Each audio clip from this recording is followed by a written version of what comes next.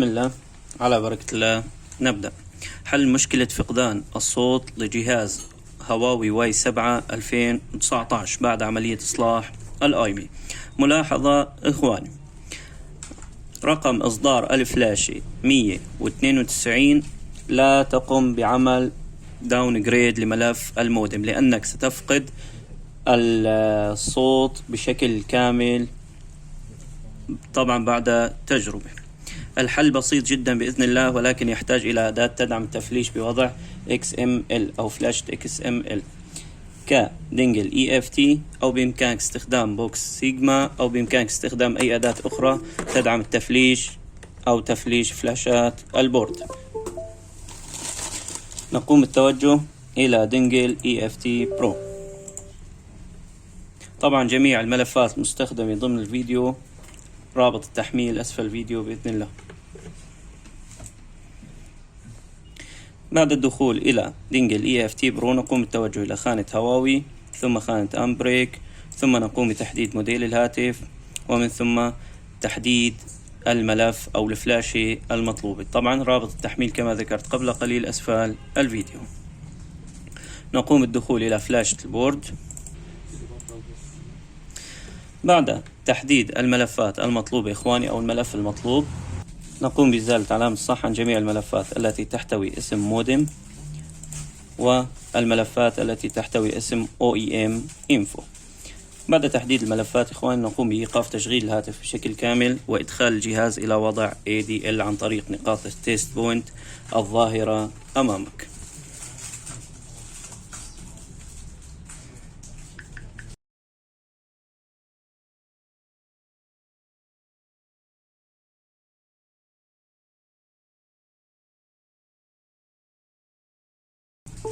نقوم بإدخال الجهاز إلى وضع التيست بوينت.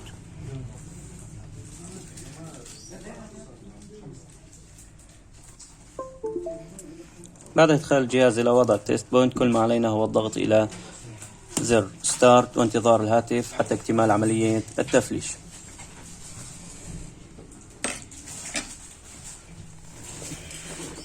بعد الانتهاء من التفليش إخواني سيعمل الهاتف بشكل كامل وبدون أي مشاكل. كل ما علينا هو تحميل الفلاشة الأخرى الموجودة أسفل الفيديو ووضع الفلاشة على كارت ذاكرة وتفليش الجهاز عن طريق كارت الذاكرة. بعد الانتهاء من تفليش الجهاز عن طريق كارت الذاكرة ستلاحظ عودة الصوت بشكل كامل وبدون أي مشاكل.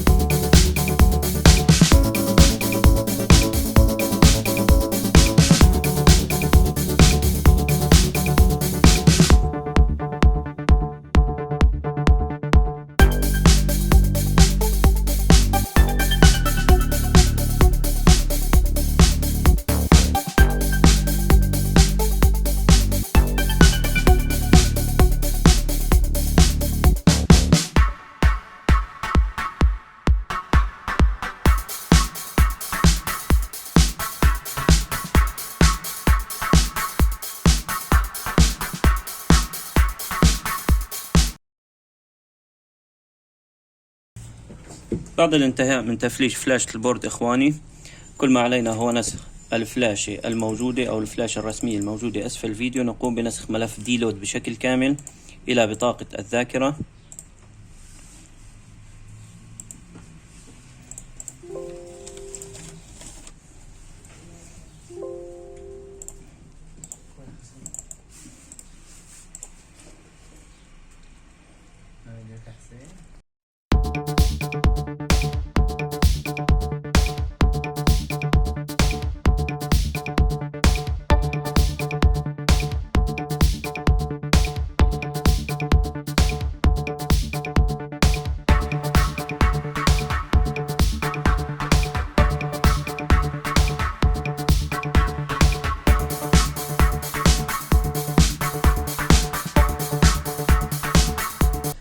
بعد تحميل الفلاشة على كرت الذاكرة إخواني، نقوم بالدخول إلى قائمة الأرقام، ثم نقوم بالضغط على درامز نجمة مربع نجمة مربع 2 8 4 6 5 7 9 مربع نجمة مربع نجمة، ثم نقوم بالضغط على سوفت وير أبجريد